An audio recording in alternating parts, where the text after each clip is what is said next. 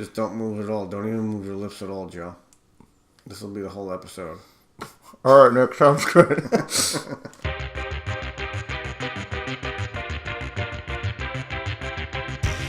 Hi!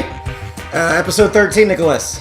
Lucky 13. Lucky for our viewers because they get to watch us. I'm the Drunk Nerd, and today I am drinking Nick Fasulo's favorite drink. Well, half of it, because it is vodka with iced tea. I'm drinking flavored seltzer. Salute! Today, we're talking Venom. Venom!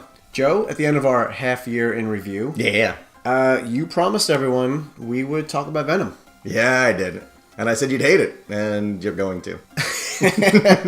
What are we building? So, even though they have pulled Venom out of the Spider-Man universe, kind of, he doesn't have the spider design anymore. It's a tenuous thread. Yeah. Dreamcatchers. You know the story behind Dreamcatchers? Why don't you tell our lovely audience? Chippewa goddess named Asabakashi, who is the spider goddess, weaves webs. That's why you hang these over your bed. They capture your bad dreams, and they change them. She changes them into your good dreams. So this is actually on theme. So it's kind of related to Spider-Man and spider webs, right? And as always, Let's time this mess.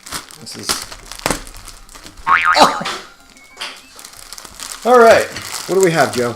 We have feathers, some brown thread. Got some beads, some wooden beads. We got some nice wet cotton thread. What? A nice ring, a metal ring, With a nice little tag on it for no reason. and some multi-colored strings for macrameing. So, Nick, Venom, first thoughts. Starting off, I was kind of falling asleep. Not because I was tired, but because it was so formulaic. Guy has a great life, he's got a lady, they're doing great. A thing happens because he made a dumb decision, and they break up, and oh no, everyone's sad. And a third of the movie in, I was just... Because of like a lot of the plot and a lot of the dialogue too, also. Was this a script that they've just had sitting around since the mid-90s? Yeah. And they just went... They kept saying over and over, they kept doing the have a nice life. I was like, I said that when I was 13. I feel Tom Hardy and Michelle Williams did their very best given the situation. I actually really hated Tom Hardy in this film. Not that he's a bad actor, because I'm not stupid. I'm not saying he's a bad actor. Because he spends the whole movie like really twitchy and really fidgety and just kind of like mumbling my sentences, and I really, really love you. And I was like, what the fuck is coked out Michael Cera doing in this film? This is a in-depth news reporter that's getting to the bottom of things as he's like, yeah, I mean, I guess no one cares about the bodies in the back of this. And I was like, oh my God, like... Michelle Williams, I felt, actually played a human. Yes, someone had to be the human. I was like, I don't know why you're in love with this guy. Yeah, they didn't waste any time going in too deep into their past. She just loved him unconditionally for who he was, except for when he was who he had always been, and then she didn't love him for that anymore. She dropped him like a bad habit in about 12 seconds. I love you, I love you, I love you. You did this one thing wrong. Done! That's it. Done! Done. Finished! We only have 2 hours to do this, so we're done. By the way, Joe, directions. First step.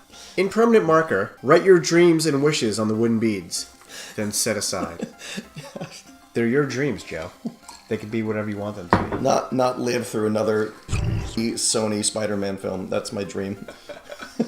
Not to totally badmouth this movie. Yeah. Once Venom got speaking, I did enjoy the banter, the back and forth. An overhand... What the fuck is an overhand knot? There's things on the back. Oh, you.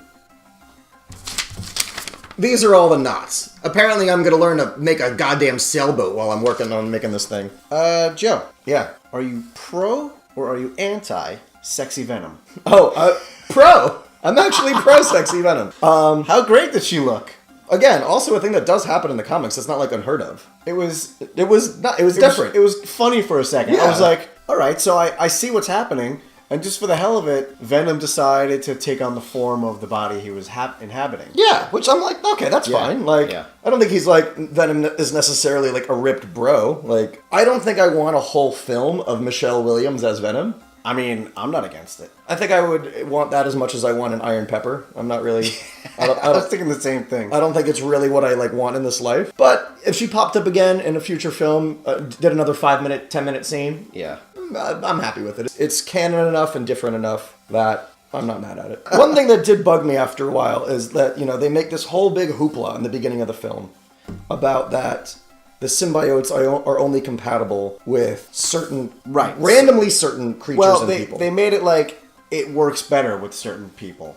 Well, but I mean, It wasn't necessarily just. I mean, but it did kill several people. Right, but I feel like they're intelligent creatures that can probably decide, screw this host, I'm just gonna take him for everything I can get, and then just let them die. Or they can decide, I'm not gonna digest his liver. My point would be like, I wish they would have fleshed that out a little bit more because they made such a big deal out of it. And then as the film progressed, they kind of just were like, and you're compatible, everyone's compatible. Like, They hung a lantern on it. yeah. The compatibility issue was never actually an issue in the film. It did a little bit. It killed some of the humans and made his progress a little slower. It wasn't like the first, that guy Isaac, that he went on to a whole 3-minute diatribe. You want to talk about... Oh my God, Isaac and Abraham and blah, blah, blah. Like, dude, we get it. You've read a book. Move on. Not only that, but... and he's like, this is the story of Isaac and Abraham. He's like, what I think it really means...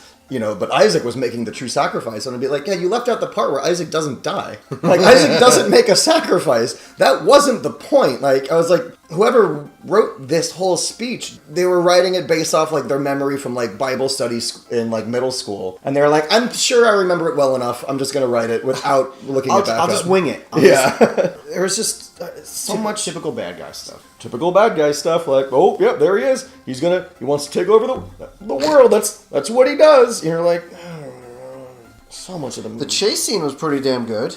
I'm not going to say it's not. I'm just going to say it's like, it's just entertaining popcorn stuff. It's just... Well, yeah, that's why I like it. Where have you been for 12 episodes? Drinking radically. Oh, all right. When did this film take place? What year? Yeah. I'd say current day. With manned space flights to comets? The whole space exploration thing was to find life and bacteria or whatever, you know what I mean? Like, we're looking for discoveries in space for medical stuff. Comets are really far away and really hard to catch and really hard to do all that kind of stuff, too. Hold up. Like, why couldn't they go to an asteroid? They specifically said a comet. Okay. As human beings, we've twice landed on asteroids at this point. Like, the reason we only see Halley's Comet every 86 years is because it's on this gigantic elliptoid path. Like, they make it like, well, they were passing by a comet, so they figured they would just stop, grab it, and see what's on it. Like, and I'm like, yeah. They should have just stopped with asteroid. Yeah. It was more believable because we've done it. It could have been an impact crater on an asteroid. There's so much easier ways to do these things. And again, this goes back to the 17-year-old being like, bro, it would be really cool? They fucking caught a comet, and they found aliens on the comet. Bro! Are you going to make me say it? I'm sorry, Joe, but sometimes things are just written poorly. I've been doing this since the dawn of creation. I'm getting rope burn, too. Look at this, look at this, look at this. Guys. One ring to rule them all. Ooh, I know what I'm going to do. I'll be right back. What are you going to tape? Nope. You're going to knock it over. No, I don't need to pull that hard.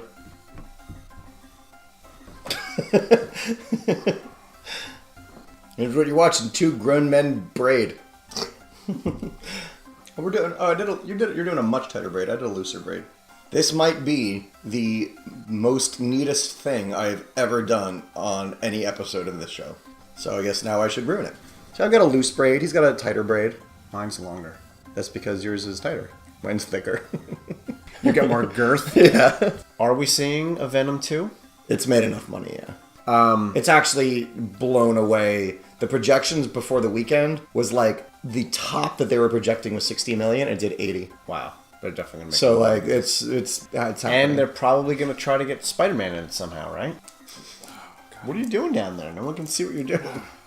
You don't want to know. Don't. How roomy? You're not making them very roomy, huh? Well, if you make it too roomy, it's not going to be it's going to be a very open web. All the bad dreams. All the bad dreams they won't get caught. They're going to come right through. Okay. I think you're doing a better job than me already. Don't get too excited. You always get let down by the end when my thing comes out awesome. Are you doing a bead? Doing beads. We always do this. What did you like? Well, I hated this. Why are you so negative all the time? This motorcycle chase scene was pretty good. Which, of course, you just popcorn movie. I mean... Popcorn fun movies, huh? Is that what I sound like? Something like that. Oh, popcorn movies, huh? He finds out, that Venom is killing him. And, Venom keeps saying that, like, no, I can fix you, it's okay, I'm not really doing anything. Yeah. But the reality is that Venom is.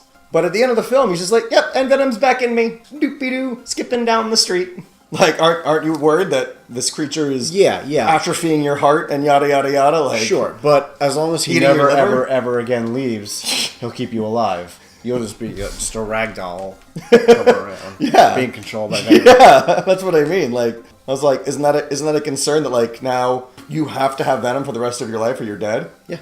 I mean, I can assume so long as that Sony wants to keep this going, which is, I guess, maybe is their plan. They can kill him whenever they want. Is that after a movie or two, Eddie Brock dies, and then Venom's got to go to another host. Sexy Venom coming up next. Doesn't have to be Michelle Williams, but much like Doctor Who. Sure. I mean, the one thing about the film that I will give them is, like, they did finally get Venom right. His look. We know what he's supposed to look like, and we're actually going to make him proper. At least he was biting off people's heads rather than Topher Grace. Yeah, Topher Grace. When he had the mask off, he had this, like, sharp pointy teeth. He's like, "Hey, Peter. Hey, Peter." They looked so cheesy. He looked like he was wearing like a Dracula costume. Yeah. It looked terrible. And he talked really funny because he just had really big teeth in his mouth. Yeah, I mean, that was awful. So at least this was like a really good proper Venom. I'm gonna win the macrame challenge. Apparently, that I have a gift I didn't know about. You'd have to back up. I mean, if you want to back up, you can back up. I ain't telling you how to live your life. No, I'm just. Shut up. 2 good loops. Yeah, 2. Yeah, I got 2 in, and then it just fell apart real quick. Oh, that's not right. Wait, show the class. No. Show the class. No. Time. I mean, yeah. This is my first Dreamcatcher. I think it'll do the catching it needs to catch. I mean, yeah.